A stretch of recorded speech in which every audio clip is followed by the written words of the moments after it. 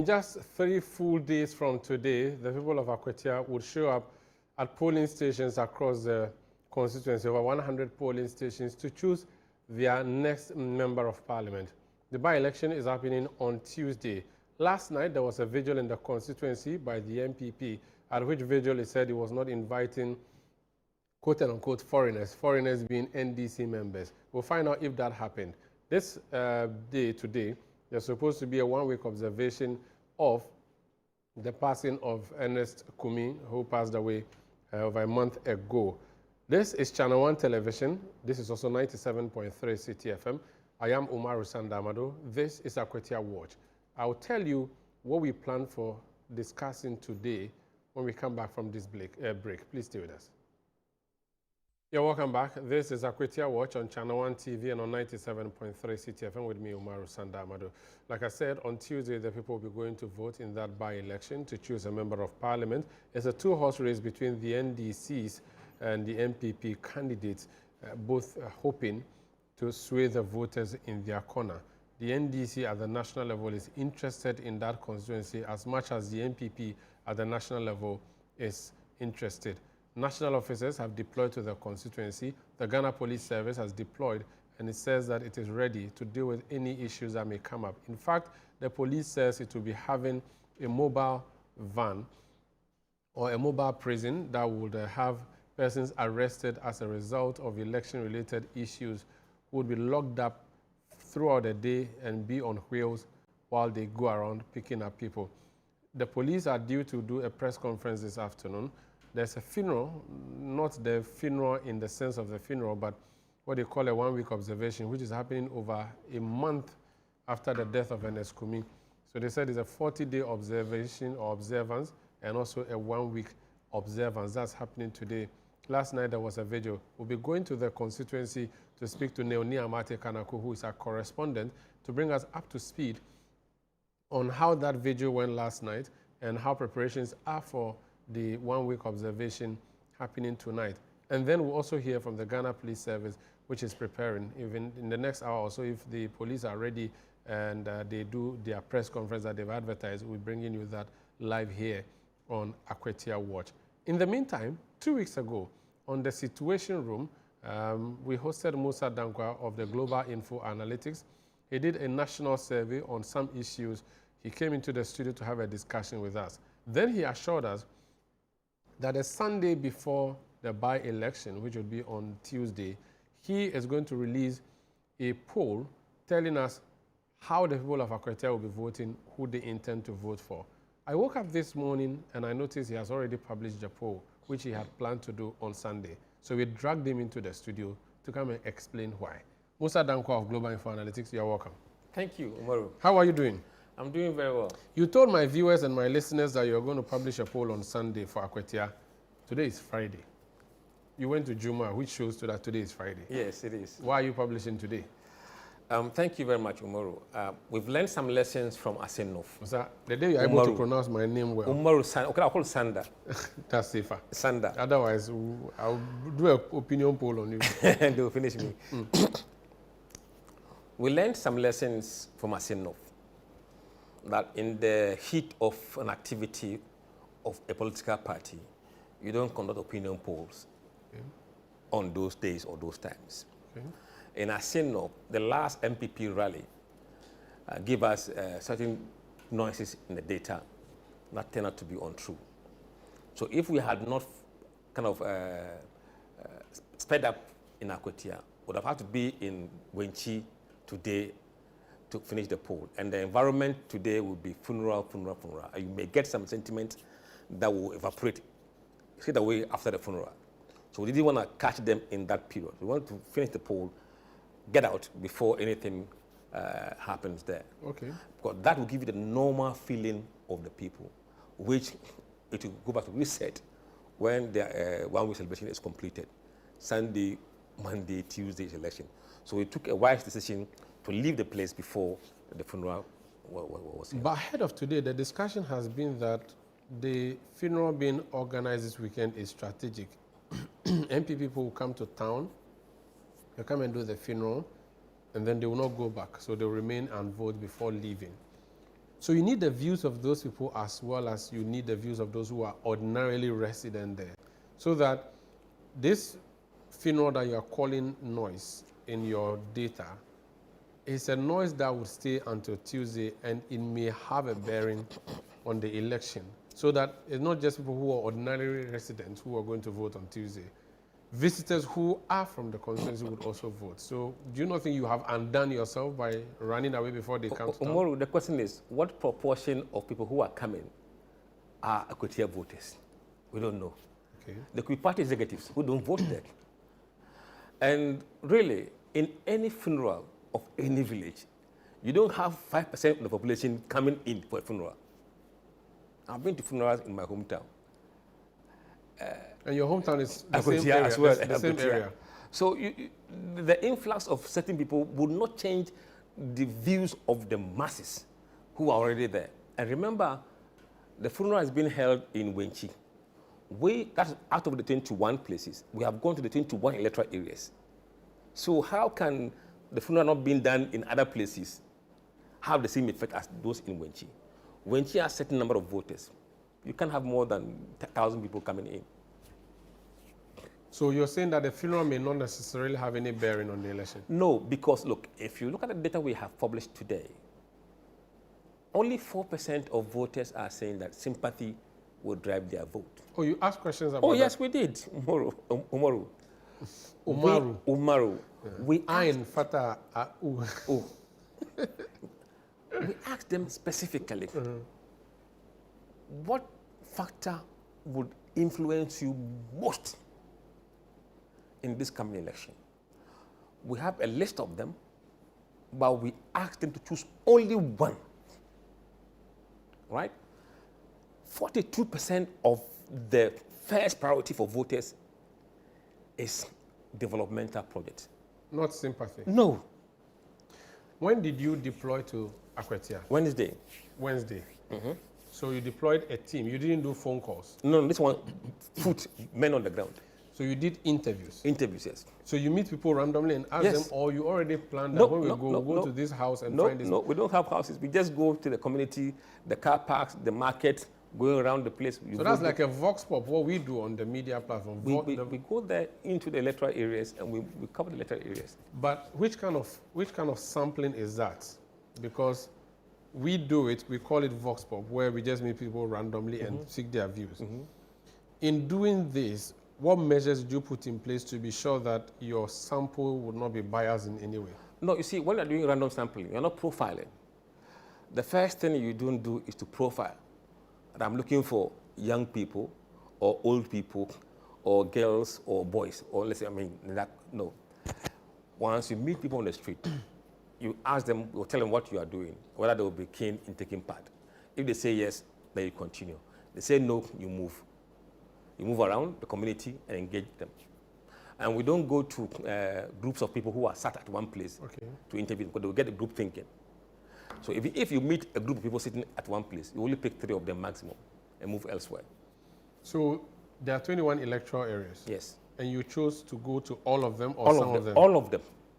Which means you deployed how many people? There were 18 people we sent from, in fact, they came from Central Region. But we didn't. Oh, you didn't even choose people from that area? No, we didn't. We didn't. So 18 people? From Central Region. In 21 electoral areas? Yes. How do you do the division? Because... No, they have a team leader. Oh, okay. Who deploys them. Okay, you are going to go to Subone, or you are going to Suabe, you're going to go here, and then they disperse. Do you go yourself? Occasionally I do, but not this time. So you were not there yourself? No. Why, you thought that you would influence them? No, I have things to do in Accra, so I wouldn't go to the field. Okay. Yes. So they go in, meet people, maybe they meet someone selling wache, and they say, we want to talk to you, and they'll ask you.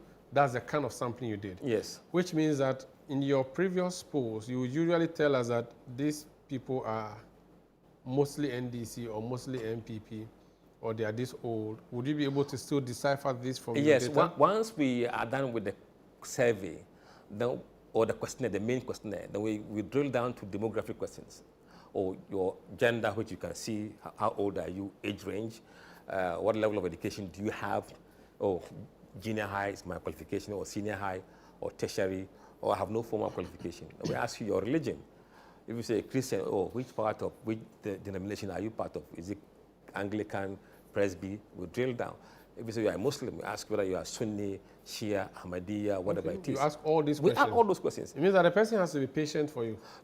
Yeah, and it takes about 3 minutes to do this survey that we did. Do you do electronic recording or you write in No, shorthands? we don't write. We've never written in. We have a tablet, you have their phones. The questionnaires are deployed over our portal. So every officer would log onto the portal and they will be answering, administrating the question to people. Okay, so they are pre-selected answers? Yes, yes. So you choose multiple choice questions? Yes, yes. So you then choose your answer? Yes. So in real time in Accra, you can be receiving the data? Absolutely, you can see what is happening. Oh, okay. How many people did, okay, I think to ask the rest of the question, maybe you want to go to your poll because I'm going to ask how many people you sampled, you interviewed in total, and then, but aside Akwatia by-election, you also ask other questions, right? Oh, yes, yes. There are questions we ask about the performance of the president. Okay. The direction of the country. Approval ratings. All is there. And then we ask them about the call by some MPP leadership that NDC should withdraw from Akwatia. Okay. You asked all of that? We asked all those that. Okay. So take me to your work now. This is ChannelOne Television. This is 97.3 CTFM. We are bringing you Akwatia Watch. Musa Dankwa has just returned from the oven, sizzling hot with data.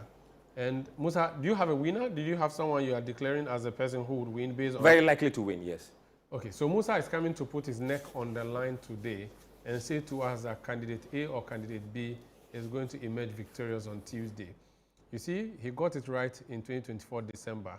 We're going to test him again. This time around, he is very hopeful that he would succeed the same way he succeeded in 2024.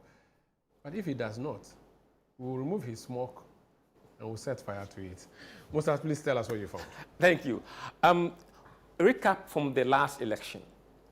NS Kumi, may so rest in peace, won with 52.8%. Boachi Yadom got 47.2% in the last election.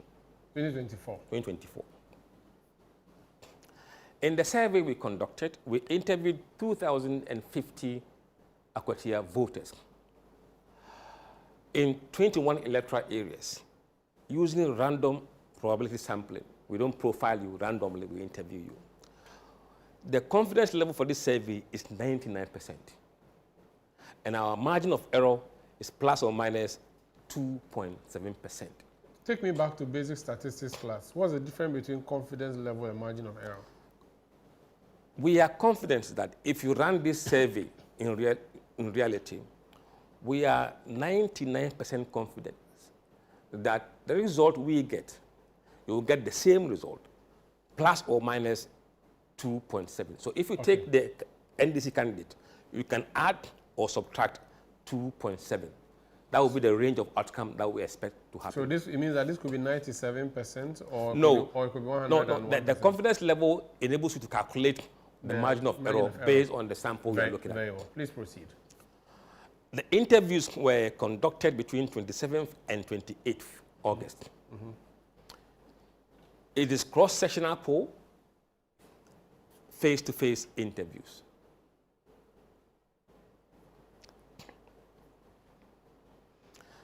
The 2,050, this is how we deploy them. This deployment or sample allocation is based on total number of voters who vote in these electoral areas. The highest is where? Wenchi, that is the World Bank of MPP. Note that. Okay. Then you have Bodia West 180. You have Takrasi 167. You have Bodia East 164 in that order. This is based on the size of the voting population in this area. So these are the number of people we engage in every electoral area. So the place with the smallest number is Walker Akwatia. Akwatia.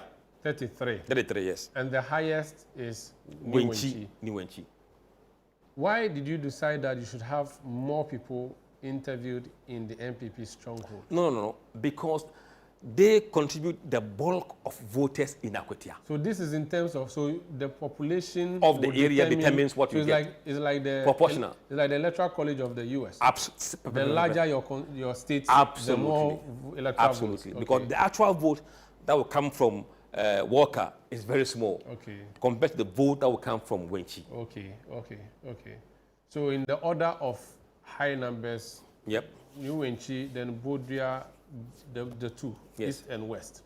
But if you put the two together, that would be more than 225. But they are not the same. But are they not the same town? They're the same town, but they have electoral boundaries. I'm asking this because that's the NDC stronghold. No, one side is MPP and the other side is NDC. The two Bodria. Yes. Okay. It's not straight jacket. Okay. And we'll see that in the report. Demography of voters. Let's pay attention to demography. Very, very important. Sometimes the messages are in the demography without even knowing what to expect. You can see what could happen. Gender, 47% male, 53% female. Was this deliberate that you had more women than No, men? because at the time of people, you were making people, that's the number you see. And normally, statistically, that's what you see on, if you go right now, you are interviewing people. There are more women. You see more women, but technically now, almost 50.5% are male, statistically GSS, and 49.5% are female. So slightly men outnumber women now. Okay. Age profile, 18 to 24, 6%. 25, 34, 34%. So these two gives you 40%. And then 35 to 44, 39%. So around 79%. Below 40. Yeah, that is the age of Ghanaian voters. The younger voters. Younger voters. So when you're doing anything, bear in mind the people you are going to seek power from. 45 so to 44 and below. Yeah. Are the people who vote the most. In Ghana, yes, right now. And from 45 and above? They are small. So these guys would determine who become presidents or whatever in the future. Okay. Don't ignore these guys. Educational level, junior high, 29%. Senior high, 28%. Tertiary, 28%. No formal qualification, 15%. These two blocks, they are the most enlightened voters we have. When you add these two among Akwatia, it is 56%. Majority of them have at least senior high school. It tells you something, that the people you are going to convince are highly educated. Okay. And that should inform the person you select as a candidate. But when you say no formal education, that's the non-educated people. They are also very active in our political space. I'm not saying they are not active, but they haven't got any paper to show that this is what they've achieved in terms of schooling. Okay. Here, they have junior high school, or what they call old science 7. The one you did? No. I didn't go science 7. And I didn't go to GSS either. I skipped. You didn't do GSS? No, I skipped. Please, I want to know before you continue. Why? I skipped. Did they sack you from GSS? No, they didn't sack me, but I... Where did you go to primary school? Forgive me, viewers. I want to do a quick profile of my research before we proceed. So I went to DC Roman Catholic RC Primary School in Medina first, then left RC Primary School and went to Medina Islamic School.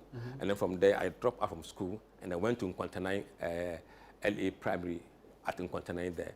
I went to class 6 and I realized I'm a bit higher than them, so I skipped to Form 1. And Form 1, I skipped to secondary school straight away. So from class 6, you left to Form 1? And the Form 1... GSS 1? GSS, if I had stayed with the class 6 group, I would have been the first batch of GSS. So you went to Form 1 of 6th form, or whatever they call it? Form 1 of the old Science 7. Okay. But I didn't stay there. I left second term to secondary school. But what qualification do you use to enter secondary school? Private school. It was a private school. So those days, those ones, they didn't need qualification. Just so that you can understand what is going on. So I went. So you are a shark? Not quite. Let's go. All right. Christians, 54%. Normally, it's around 72%. Yeah. Islam, 12%. Normally, around the country, it's about 18. 20% or 21%. Traditional religions, about 4% nationally. Here, they are 18%. Other religion, 1%. Non-religion, about 3% nationally, but very high in Akwatia. So you must know the people you are dealing with. Then you have the ethnic groups. Accounts 76%. Nationally, it's about 45, 47%. So much account dominated. Ewes 8%, Guans 7%, Gadangbi very small 3%, Moidagbani 2%, and the rest follow. Political party affiliation. Of the people you interviewed? Yes, we interviewed. Most of them are MPP. Okay. 46% are MPP. 41 are NDC. So before you even ask the person who will you vote for, you would ask the person which party do you belong to? No. If you do that, you get MPP answers or NDC answers. Oh, okay. We leave this question that I'm going through now at the very end of the question. Even though in the report, we bring them first. In the questionnaire, they are at the bottom. So it doesn't influence the answers they give you. Okay. So NDC 41, floating voted 7%, other parties 2%, and I will not disclose my party 4%. So you spoke to more NPP people than NDC people? Yes. Okay. Yes. Governance and performance. Here we ask them about the perception of where the country is headed. Do you believe that Ghana is headed in the right direction or wrong direction? 4 weeks ago, right direction was 47%. Wrong direction, 41%. No opinion, 12%. That's the green bar, the last one, the baseline poll. Currently, right direction has dropped to 44%. Wrong direction has gone up from 41 to 45. No opinion has dropped to 11%. So this is a sentiment that is showing a bit of anger against the system, against the government. Is it not too early? But they are telling us. It doesn't matter how early. They say they're not happy with certain things. We have to report. So there are more people saying that the country is going the wrong direction now than 2 weeks ago? Just 1%. So statistically, it's almost like the same number. Well, remember, the margin of error is 2.7%. Yeah, okay. So, and then these are the electoral areas who are saying right direction or wrong direction. Okay. So this can give you a clue as to which environment may be fertile for you to go and campaign for your candidate and which areas may not be that fertile. It gives you a bit of insight if they have to use the data very carefully. I'm not going to go through that. Look, if you look at Wenchi, right direction 37, wrong direction 51. It tells you that this is area that may be anti-government. Anti-government, and that's the hometown of. But look, 12% are not having any opinion. But in Bodia, I've seen the Bodia. Yeah, you see, Bodia East is MPP. Remember, 5-3. Bodia West is NDC, 51. So 51, saying that the country is going in a good direction. Okay, very well. Yeah. And then we asked them whether they approve or disapprove of the way Mahama is doing his work as a president. The last time, approved 46, disapproved 40, no opinion 14%. Now, Mahama has dropped to 43%. Approved and disapproved 45. So 2 points advantage for those who are saying they disapprove. Again, the margin of error is 2.7%. So it could be tied the same way as the rest of the country because those numbers move together. Okay. And then we show you the electoral areas where Mahama is approved or disapproved. So if you are a smart politician, you know where to you know where to go. You know where you are not popular. Yes, then you go there and do so. Or where your policies are not popular. If you are in the position, you spend your time not at where you are popular, but where you are not popular. Yeah, so that I can. It should guide you.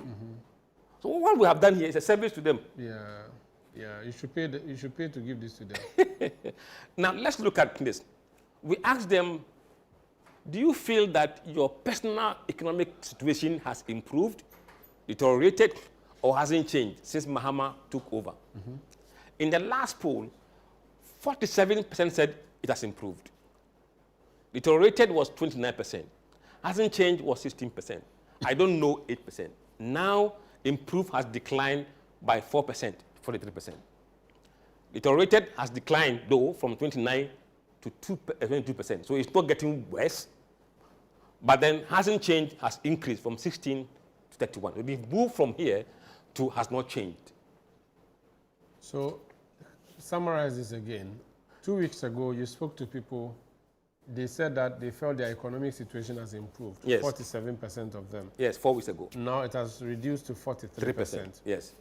Then how do you match that with the deteriorated? Because they are saying that it hasn't gotten worse. For them, it hasn't. So they have moved from deterioration to unchanged. They've moved. Okay, okay. Your worry is that if deterioration is going up, then you must be very, very worried. As a government? As a government. Hasn't changed. The bars look awkward for me. What's happened? Here, look, like hasn't changed. In the, what do you call it? Currently, it's now 31%. Before, it was 16%. So an increase of about what? So more people, so it's almost twice. So more people have moved from deterioration. So more people are saying that nothing has changed. Yes. Luckily for the government, it hasn't gotten worse. Okay, okay, all right, okay. Then we asked them, are you optimistic that your standard of living will improve in the next 6 months? So hope. You are gauging the future. 47 said, yes, they hope that it will improve. 41 said, no, they are not hopeful. And 12% have no opinion. This is not good, is it? It is good because the future is not bleak. A 47 is less than... But it's still a majority. Yeah, but what if the 12 people join the 41? Well, if they join, we have to wait until we get there. So by majority of 6%, they are saying that things will improve. But you give them itemized things to consider? No, generally, no. We don't give you any items. So it go better or it no go better? It no go better. How the person translates that is up to them? That's up to him. Okay. Yes. Okay. Then we asked them, do you support the call from some leading members of MPP that the NDC should withdraw from the contest in Akwatia? Okay. 57% said no. They don't support the call that they should withdraw. Yes. Sorry. 57 is green, yes. Okay, yes. NDC should withdraw. And no. So do you support the call from some leading members of MPP that the NDC should withdraw from the contest in Akwatia? Yes. So 57% say yes. Yes. NDC should withdraw. 33% are saying no. No, they shouldn't withdraw. There should be a contest. And 10% say do not say. But majority of these were MPP people. We haven't drilled down that data yet. Okay. It won't majority because MPP is only what? 40% of the sample. Okay. So this could be other people joining them. Okay. Let me see your next question before I take my break. So factors that would influence how you intend to vote. And that's what we're going to come up to next. This is ChannelOne TV and 97.3 CTFM. You're listening to and watching Constituency Watch. I am Umar Rusandamado. In studio, Musa Dankwa, poster with Global Info Analytics, helping us make sense of the latest work he's produced from Akwatia. He has a person that he's going to tip for the election as the person who is likely to win based on everything he has gathered. When we come back, we'll tell you who that is. Come back to Akwatia Watch on ChannelOne TV and on 97.3 CTFM. I am Umar Rusandamado. In studio, I have Musa Dankwa. I'll be going back to him to tell us what else he has found. But before then, let me just alert you that the police administration is in Akwatia. The IGP has been there with them. They have an update they are going to give to the public in a jiffy. When they are ready, we'll cross over there and get the details. Meanwhile, Neoni Amate Kanako would also be joining us to know what happened at the vigil last night and the preparations towards the funeral or the 1 week observation happening tonight. So these are things that we have eyes on. Let me come back in studio. Musa, so the factors that will influence how people vote on Tuesday, you asked them that. Yes. And did you have a pre-set answers? Yeah, we'll give them a list of answers. To choose from. Development projects, the economy, education, jobs, galamsey, voting for my party, sympathy vote, popularity of the candidate, healthcare, other factors. So if what you are thinking of is not among these, then choose other factors. Okay. And zero? Near zero, yes. So the sympathy is a crucial one because that's something we've talked about. Now, crucial to some people. I mean, no, it's something we've been talking about. Yes, so but we the assume that is going to be the biggest deal. Absolutely not from this data. No sympathy at all? No. You see, the Ghanaian voter has become smarter. The perception we have about them was years ago. These are the current voters. Remember, those about 79% of them are below, what, 35 years of age. These guys have no sympathy. Economy, things that affect their lives, is what drive their vote. So if you're thinking about people who are older voters, then maybe sympathy, but these young voters, they are different. Interesting. Umaru, they are different. Look, they are saying that developmental project would drive their voting intentions. 42% of responses were on development projects. Okay. 42%. Then you have economy, 15%. Then education, 13%. Jobs, 10%. So bigger issues. Bigger issues. Even those bigger issues, they are nowhere near the development project. Yeah. Because, you see, the reason why this is like this because the MPP is not in government. The NDC is in government.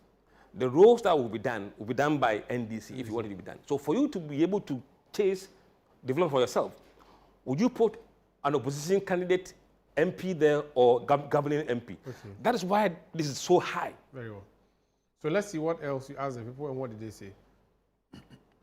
So factors with greater influence. We looked at those and then you broke it down into percentages. For those who say developmental projects, 44% of them hold junior high school qualification. 23% of them senior high. Tertiary, 24%. 9% have no education.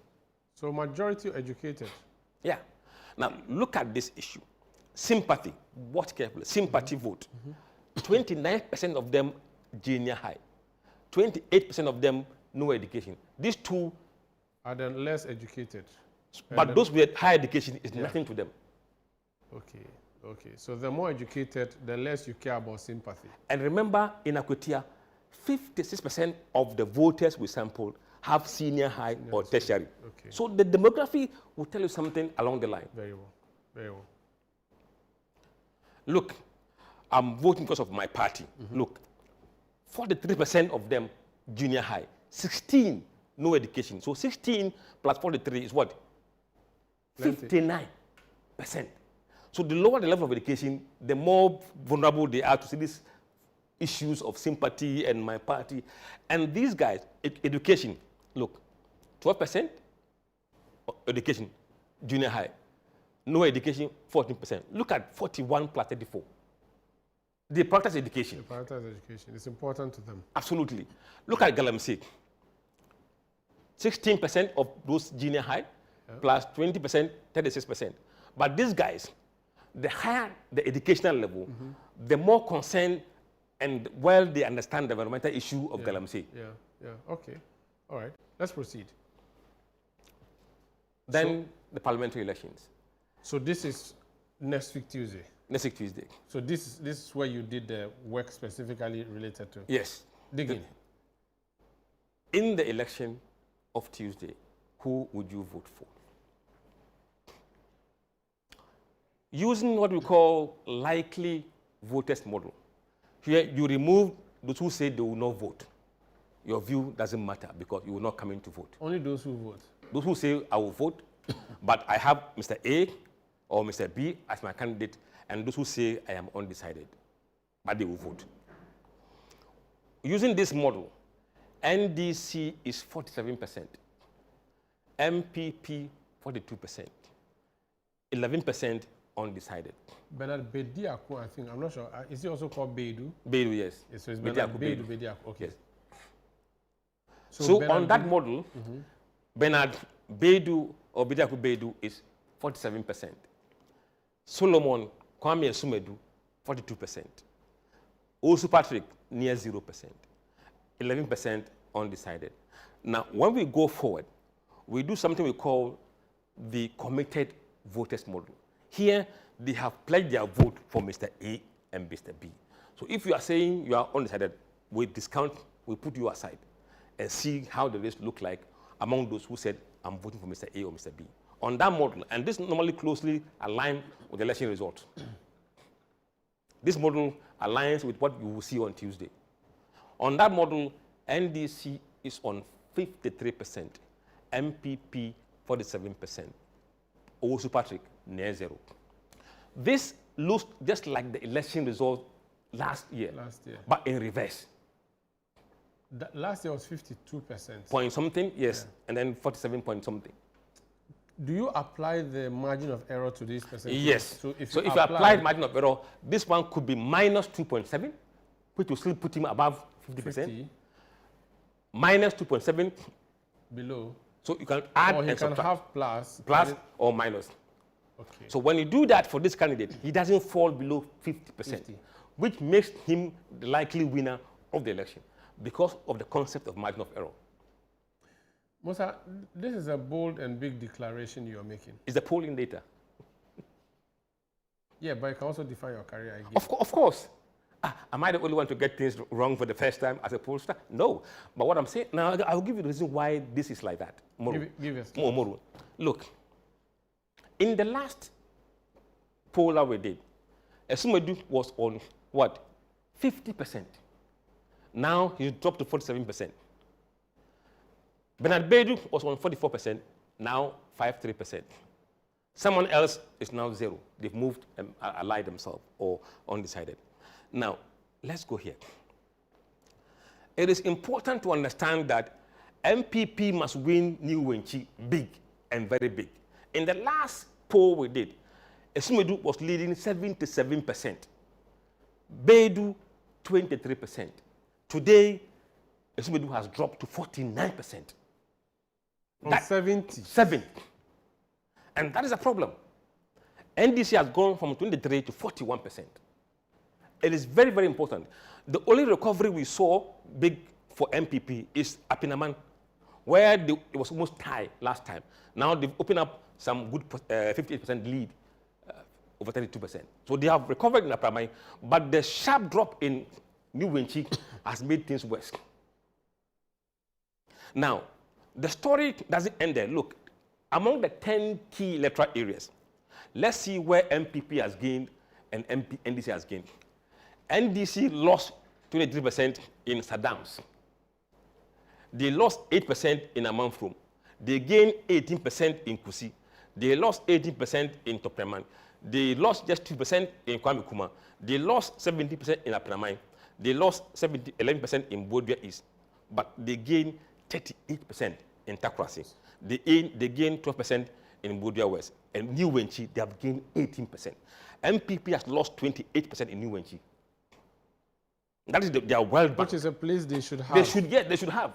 They've lost 30% in Takrasi. They've lost 10% in Bodua West. They've lost 13% in Kwame Kuma. They've lost 29% in Kusi.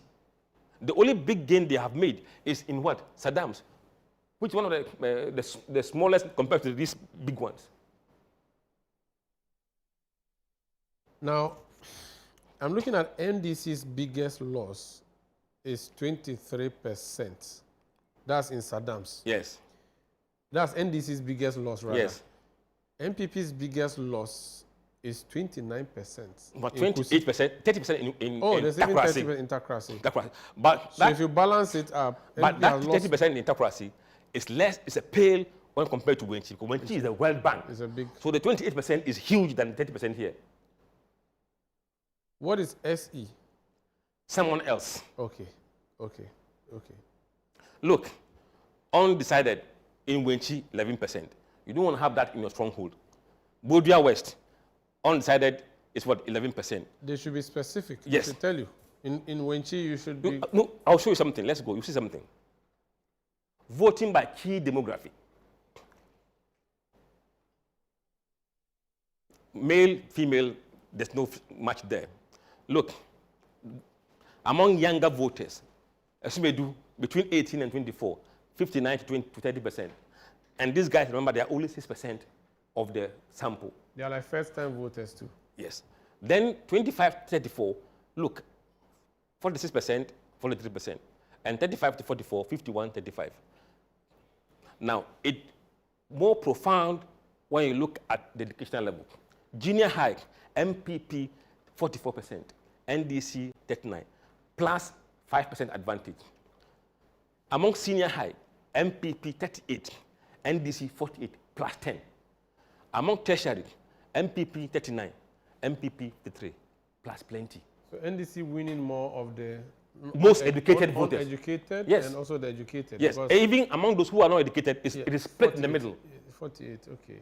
So the only advantage they have is among the junior high school, who are only about 28% or 9% of the sample. Look, among accounts, MPP 44, NDC 42. And accounts usually would be the place they expect Absolutely. more. So this is almost tied. Minority group, Guans, NDC 63%. Ghana Dangbe 79 for NDC. Ewe 51 for NDC. Moni Dagbani 64 for NDC. Every other demography, other than the other ethnic groups, NDC is leading. Except Akan, but the lead is not even comfortable. It's tied statistically because remember the margin of error is plus or minus 2%. And among this analysis, it's even higher than that. Look at this. Among Akans, MPP dropped 6% compared to last poll. Among Guans, they dropped 23%. Ghana Dangbi, they lost 30%. Ewe, they lost 13%. Mawal Dagbani, they lost 21%. Grusi, they lost 5%. Mande, they gained 2%. Gur, they lost 27%.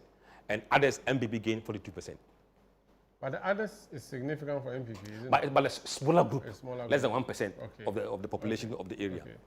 Then, I won't go to the regional side. Let me look at how NSCOMI's voters are behaving and how Henry Akwatiia people are behaving. Look, this is why MPP is losing. 69%. 7% of them say they are undecided. Those who voted for NSCOMI. Why are they undecided? Only God knows. 69% of them are voting for Asmedu. Less than 70. 24% of them are voting for NDC Bedu. Nobody survives with this defection. 24% of those who voted for NSCOMI say they'll vote for the NDC candidate. Yes. And only 69% of those who voted for NSCOMI are sticking with the MPP candidate. Yes. That's a problem, you see. Yes, that's a problem. Let's flip it and look at the NDC, the former NDC. If they say that he lost, so his people will not vote, look at it. 95% of them are still voting for NDC candidate. They are sticking with their party.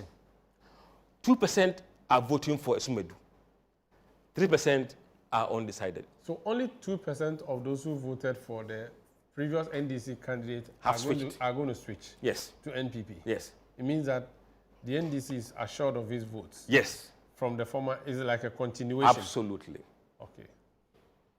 Now, another side of it is, let me just look at the party affiliation.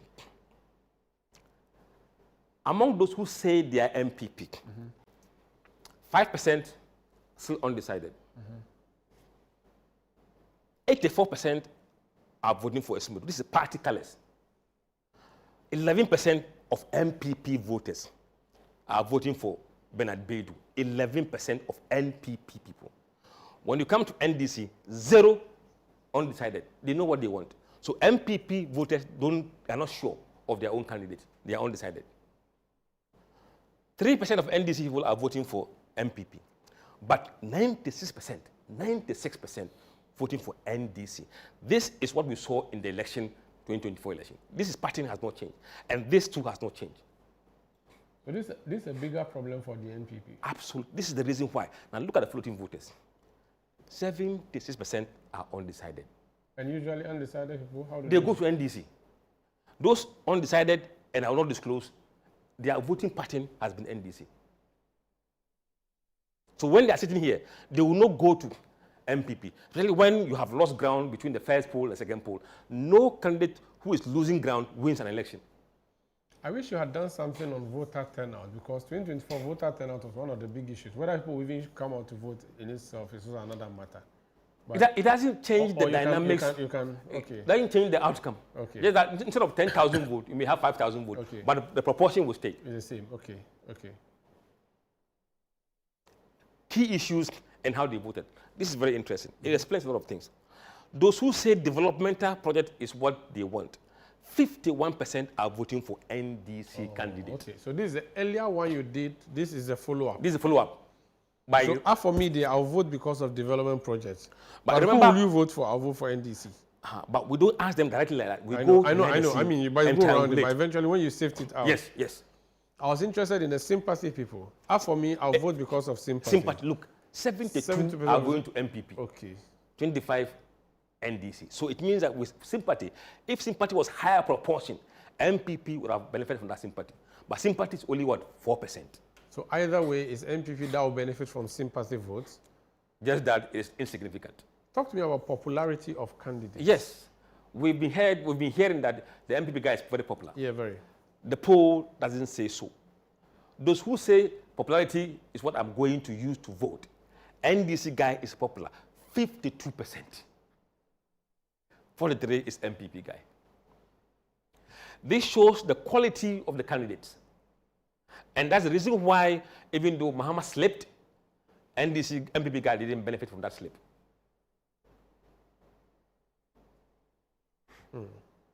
Okay.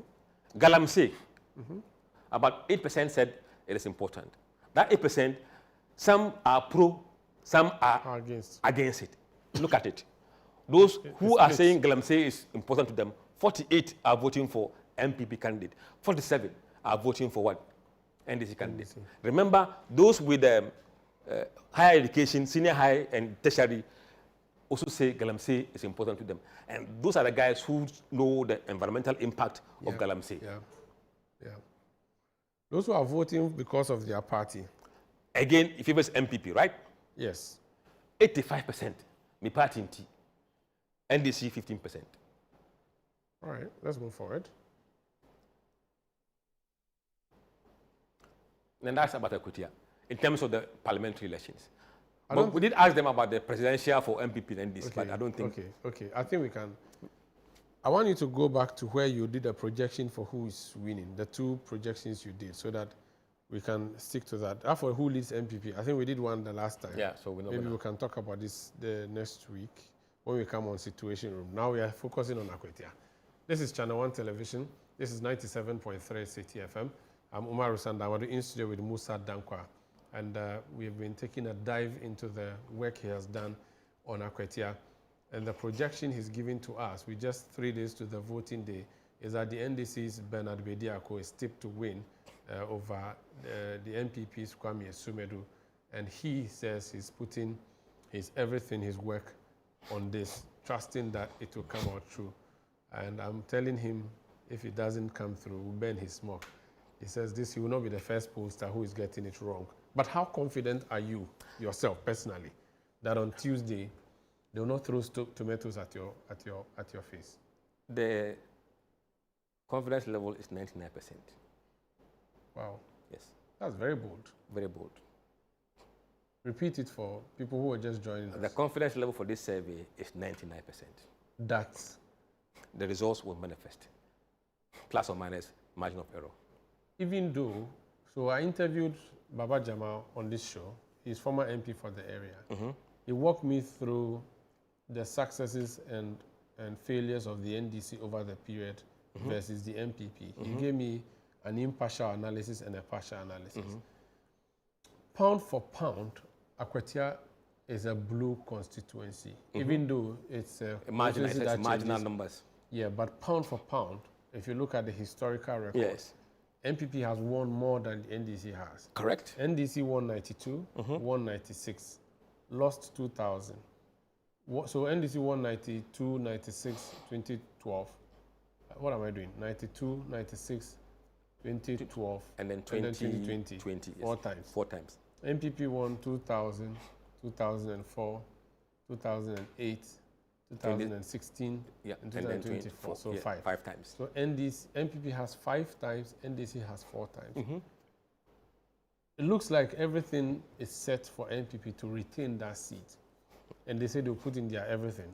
You are sort of throwing sand in their gari.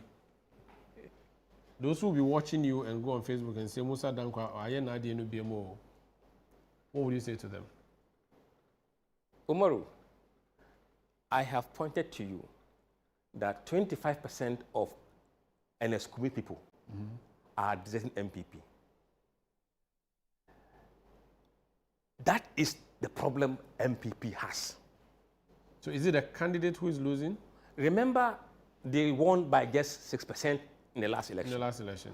If you are losing 24% of those who made up that 6% margin, Umaru, you will not survive. There hasn't been any additions to the register. There are no new voters in. It's the same people you're going back to and say, vote for me. and 24 of those people have left the queue, joined another queue. How do you win? You see, in the last election, we saw this analysis throughout the entire country. And that was what gave us the confidence what was happening in the general election. Because we were able to do this analysis that nobody was seeing. Once this holds true, trust me, the figures will not change. How honest are the people you spoke to? Because if this turns out to be wrong, then is the honesty of the people you're speaking to? The people who will be dishonest will be accounted for with the margin of error. And you see, we are able to triangulate whether you are telling lies or you are being truthful. Remember when I said to you last week that we don't trust the ethnic group were saying to us was true? Yeah. Because it goes against the pattern we understand. Right now, that pattern has been re-established. Musa Dankwa, Global Info Analytics, thank you so much for coming to put your neck on the line. I'm happy when you do this. You did it with me in 2024. I gave you back your stone. It's the Shai Osudoku Mountain, the Osudoku Mountain. It's there. You haven't come to collect it. I'll go for it. So please take your seat. I'm going to offer you another stone this time. I'll offer you the Okiapim Togo Range, where I went to look at waterfalls at Dodowa over the weekend, Chenku Waterfalls.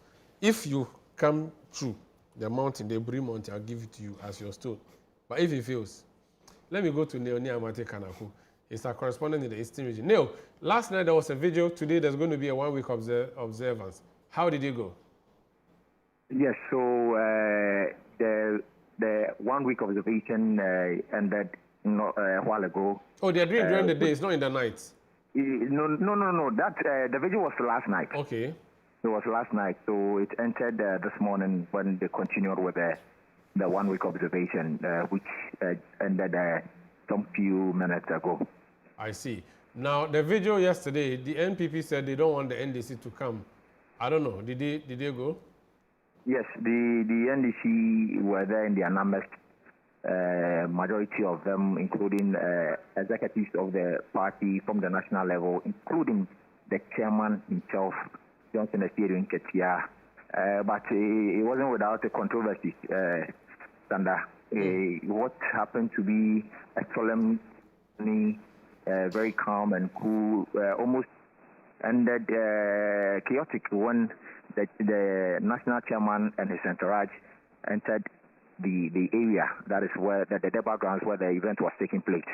Now, the moment we heard that Johnson Akwatiia has arrived with his entourage, some of the supporters of the New Patriotic Party, including women, were visibly trying to get very close to Johnson Akwatiia. Some were visibly throwing their hands, casting insinuations, hooting and shouting at him. Basically, they were accusing the NDC for the death of NS Kumi because of the court issue.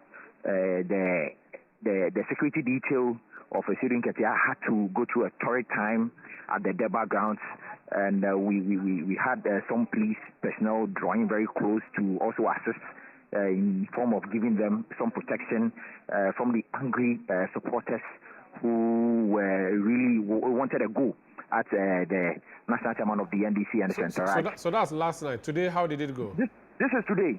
Okay, I'm talking about the video last night. No, the video was without any issue. The video was without any issue yesterday. Okay. So were there addresses, were there speeches? Who are some of the people who spoke?